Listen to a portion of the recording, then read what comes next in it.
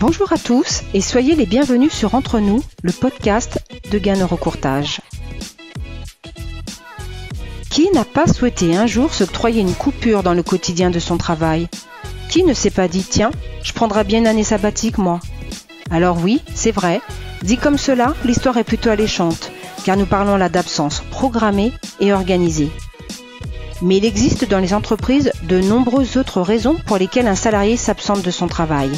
Difficultés familiales, surcharge au travail, baisse de motivation ou graves problèmes de santé, l'absence ou l'arrêt de travail est toujours un coup dur, tant pour le salarié que pour l'entreprise. Alors, comment retrouver une vie normale après un arrêt de plusieurs mois ? Comment renouer avec sa vie professionnelle ? Quel accueil vous réserve votre hiérarchie, vos collègues ? Pour nous parler absence longue et retour à l'emploi, nous avons le plaisir de recevoir Catherine Berson, directrice générale de notre partenaire Previa. Bonjour Catherine. Bonjour Coralie. Alors Catherine, depuis plus de 15 ans maintenant, Previa accompagne les entreprises et les collectivités afin de favoriser un environnement de travail agréable pour le salarié qui a été longtemps absent de son poste de travail et lui permettre ainsi une reprise douce et bienveillante. De mon côté, j'ai lu qu'un salarié sur deux, après un long arrêt maladie, aurait souhaité être accompagné par son entreprise pour réintégrer son poste.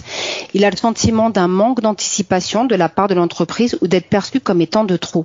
Qu'en pensez-vous ? En effet, c'est un constat toujours d'actualité que Previa sait accompagner. C'est notre travail quotidien. Une reprise, ça s'anticipe, surtout si elle est consécutive à un arrêt long et par les deux parties, l'employeur et le salarié. L'employeur a besoin d'organiser le retour, communiquer avec les équipes, préparer le poste de travail, les équipements nécessaires, les accès aussi.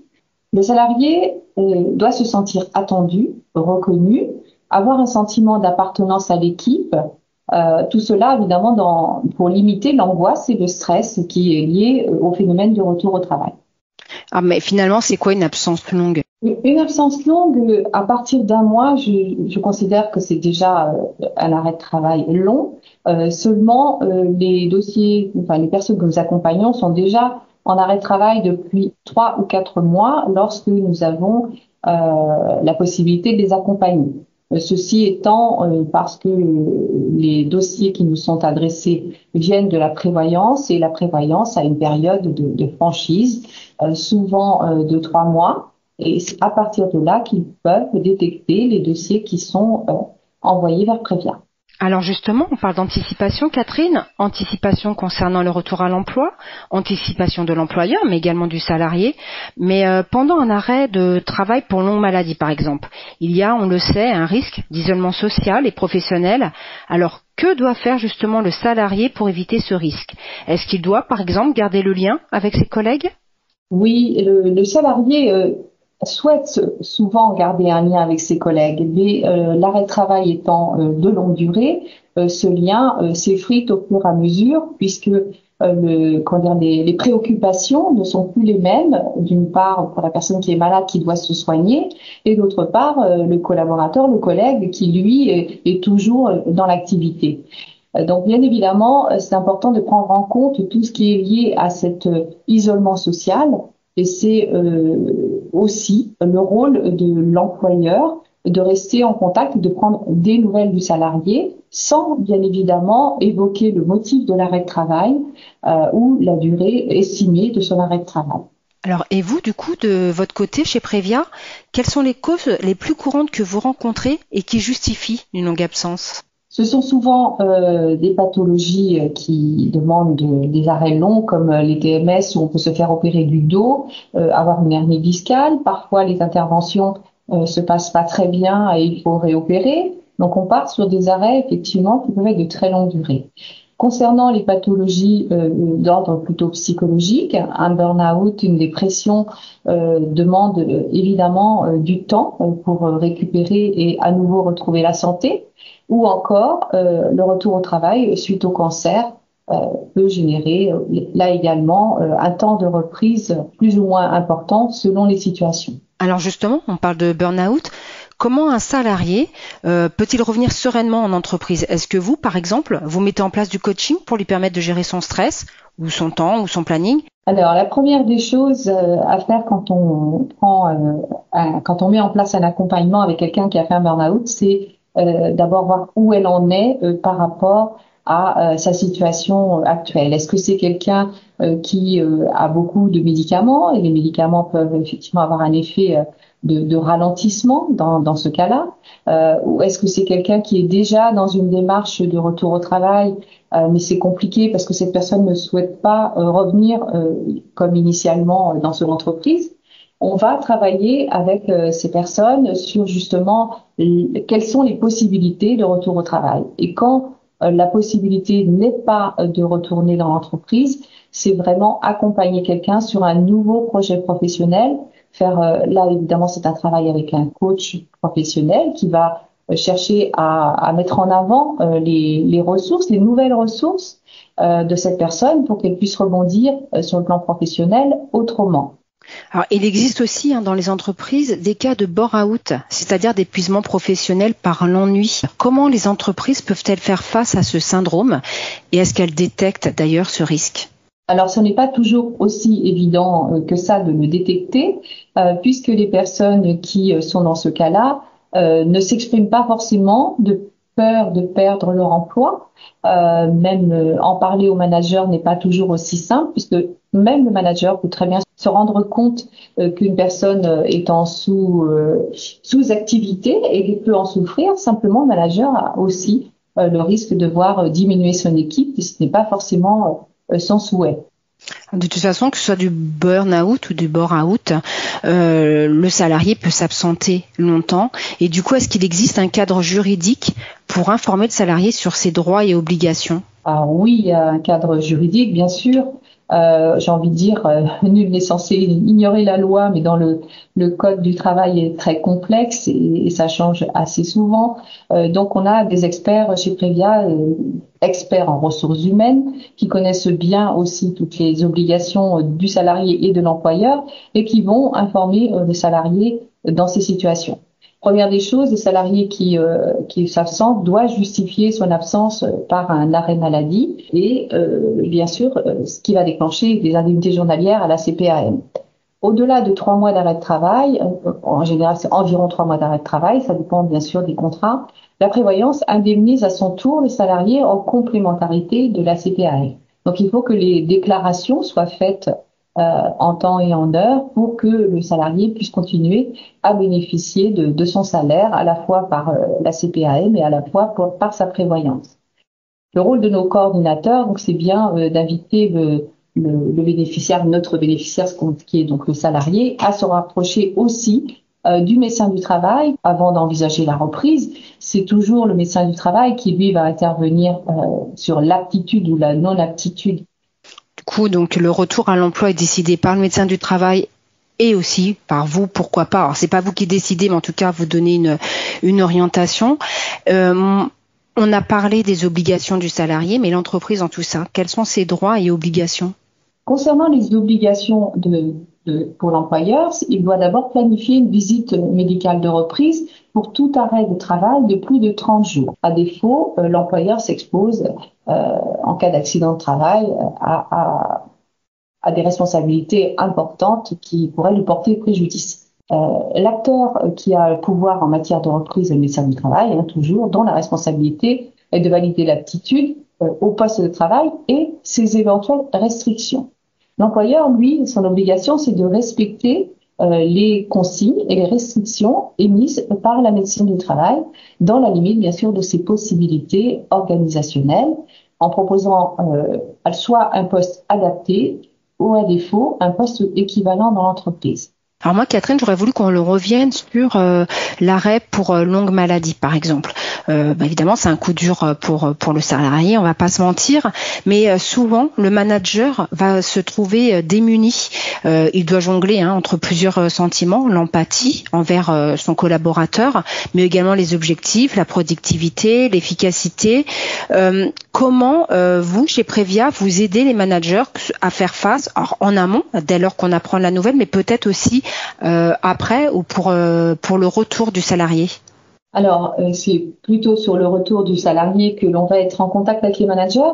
Effectivement, c'est important de les accompagner puisque ils n'ont pas forcément tous les outils en main, j'ai envie de dire, pour pouvoir faire face déjà à la maladie, qu'elle soit j'ai envie de dire, passé pour les collaborateurs. Certaines personnes reprennent le travail donc avec pas tout à fait le même état de santé qu'au préalable, et le manager va devoir s'adapter, ou en tout cas euh, avoir suffisamment, bien sûr, d'empathie et connaître aussi tout ce qui est en lien avec certaines pathologies. Donc, comment est-ce que les autres collaborateurs de l'équipe vont prendre en compte la personne telle qu'elle est et non plus celle qu'elle était?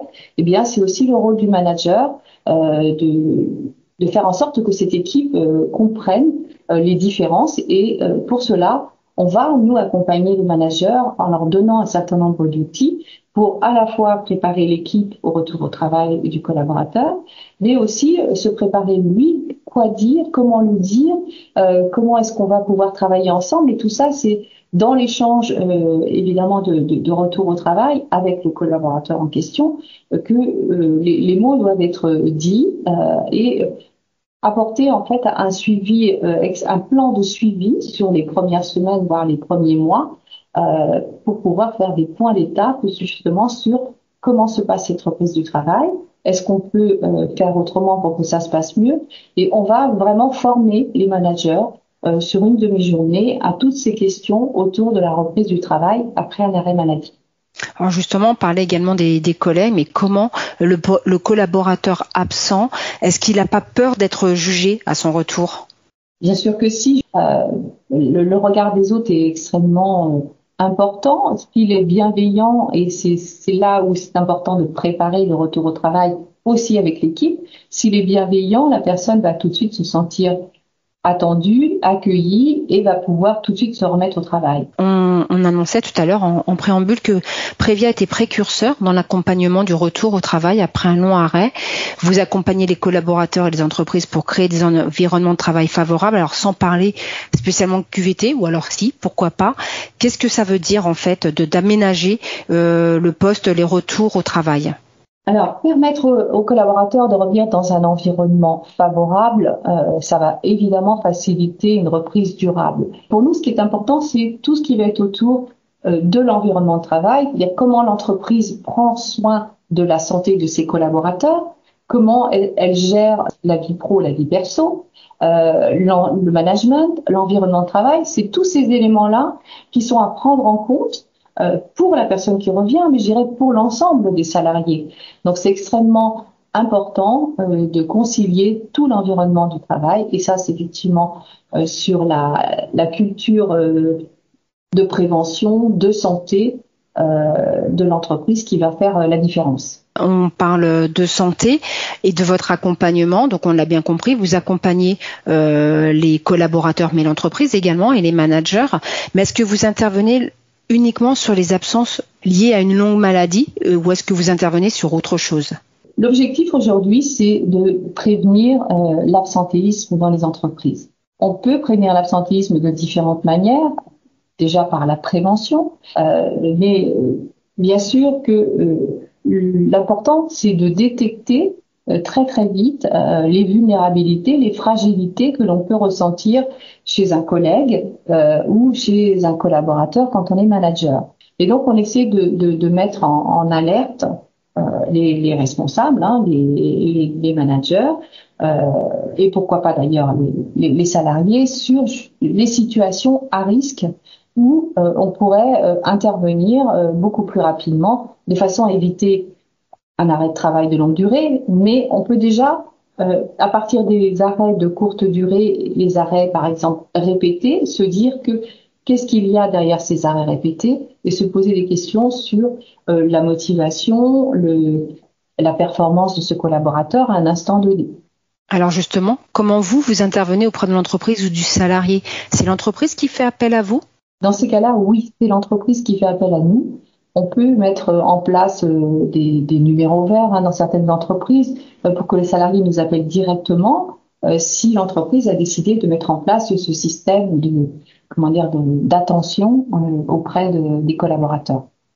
Alors justement, quels sont les besoins, les demandes les plus courantes des entreprises lorsqu'elles font face à une absence et lorsqu'elles vous contactent justement? Je dirais que ce qui est leur besoin, c'est rétablir cette communication qui est parfois complètement inexistante depuis de longs mois.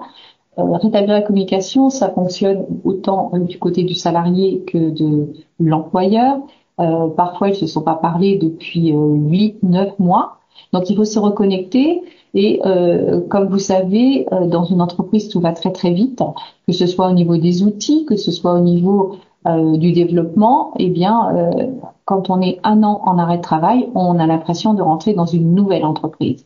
Les entreprises ont besoin de savoir comment le salarié va pouvoir de nouveau se remettre en piste. Donc, il faudra prendre le temps de reformer la personne après un arrêt de longue durée, adapter les postes ou voire carrément changer quelqu'un de métier au sein même de l'entreprise. Et le salarié, lui, a besoin d'avoir toute sa confiance en lui pour pouvoir repartir et se remettre au rythme du travail, s'adapter à tous les changements. Et c'est ce qu'on va faire chez Previa, c'est vraiment remettre en lien et le salarié et l'employeur et travailler avec chacun pour arriver à réussir ce retour à l'emploi. Alors justement, on parle de reconnexion, c'est finalement ça votre plus grand défi lorsque vous intervenez? Le plus grand défi, c'est de faire en sorte que les personnes qu'on accompagne retournent au travail dans les meilleures conditions. C'est faire en sorte aussi que les entreprises acceptent que quelqu'un revienne avec des restrictions, c'est-à-dire quelqu'un qui ne peut plus faire exactement la même chose qu'au préalable. Tout ça, ce sont des défis de tous les jours. Savoir aussi que quand on accompagne quelqu'un, que cette personne ne se démotive pas, c'est-à-dire qu'elle reste dans une dynamique de retour au travail jusqu'au retour au travail. Voilà, des défis, on en a de différents tous les jours. Et est-ce qu'il arrive qu'une personne que vous ayez accompagnée s'absente à nouveau? Oui, bien sûr, c'est déjà arrivé.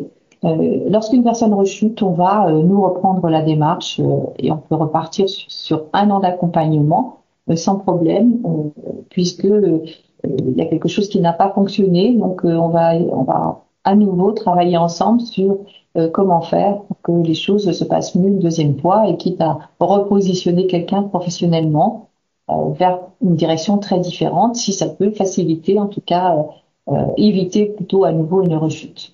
Alors justement, c'était ma question, c'était le laps de temps sur lequel vous intervenez auprès des salariés. Est-ce que il y a un laps, vous parlez d'1 an à l'instant, c'est 1 an que vous octroyez de temps pour accompagner le salarié? Oui, alors 12 mois, c'est le temps. Il faut absolument évidemment timer un petit peu cet accompagnement. En moyenne, c'est plutôt entre 4 et 6 mois d'accompagnement que les personnes reprennent leur travail. Mais on peut aller évidemment jusqu'à 12 mois et voire même un peu plus, surtout quand il y a une reconversion professionnelle. Donc ça peut prendre plus de temps, parfois plus de 12 mois. L'important, c'est d'aller au bout de ce qui est commencé pour pouvoir permettre ce retour au travail dans l'entreprise ou à l'extérieur de l'entreprise à un moment donné. Catherine, moi j'ai lu sur un article du Figaro publié en novembre 2020 qu'il y a eu une augmentation de plus de 30% des arrêts maladie de longue durée liés notamment à la crise sanitaire et ses conséquences psychologiques. Est-ce que vous, de votre côté, vous avez été confronté à cette explosion des risques et comment y répondez-vous? Alors, depuis déjà plusieurs années, le nombre de personnes que nous accompagnons avec des pathologies en lien avec des problèmes psychologiques ne cesse d'augmenter. Il y a quelques années, on accompagnait plus de personnes qui étaient atteintes de TMS. Aujourd'hui, c'est l'inverse. Les problèmes psychologiques sont de plus en plus nombreux et la crise sanitaire n'a évidemment pas arrangé les choses de ce côté-là. Nous, on y répond bien sûr de plusieurs manières. Déjà, comme on le fait déjà depuis plusieurs années, c'est-à-dire on est bien évidemment dans l'écoute des besoins. C'est pour ça aussi que nous avons des médecins. Est-ce que ces personnes sont accompagnées par des psychiatres, par des psychologues? Qu'est-ce qu'on peut compléter justement pour ces personnes retrouvent la confiance en elles, qu'elles aient envie à nouveau de repartir. Ça, c'est notre métier. Et on a constaté également des arrêts de travail aujourd'hui longs suite au coronavirus, puisque vous avez peut-être entendu parler de la version coronavirus long. Et de plus en plus, nous avons des personnes qui sont dans ces situations. Pour finir, Catherine, du coup, pourquoi Prévia ? Pourquoi Prévia ? Pour moi, Prévia, c'est faire du bien aux autres, c'est apporter notre aide à des gens en difficulté. Je dirais que c'est un petit peu un rôle de soignant, mais de soignant au sens large. C'est apporter quelque chose à quelqu'un qui est dans une situation délicate pour pouvoir lui permettre de rebondir.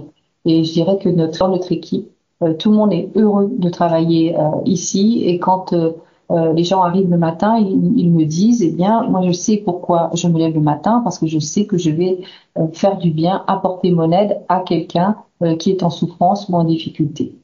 Voilà pourquoi Prévia. Ça va conclure un peu notre entretien. Prévia, une belle entreprise dans tous les cas pour l'aide au retour à l'emploi. On le voit, c'est pas simple. Considéré au départ comme individuel, la reprise du travail devient finalement, on l'a vu, une affaire collective et organisationnelle. Catherine, merci infiniment d'avoir accepté de participer à notre podcast. Je rappelle que vous êtes directrice générale de Prévia, cabinet de conseil en santé et qualité de vie au travail, et que vous intervenez notamment pour trouver des solutions de sauvegarde de l'emploi et des solutions d'accompagnement et de soutien pour les salariés ayant subi un arrêt de longue maladie. Merci beaucoup Catherine. Merci beaucoup Coralie. Bonne journée à tous et merci d'avoir suivi cet épisode. À très bientôt pour un nouveau podcast Entre nous.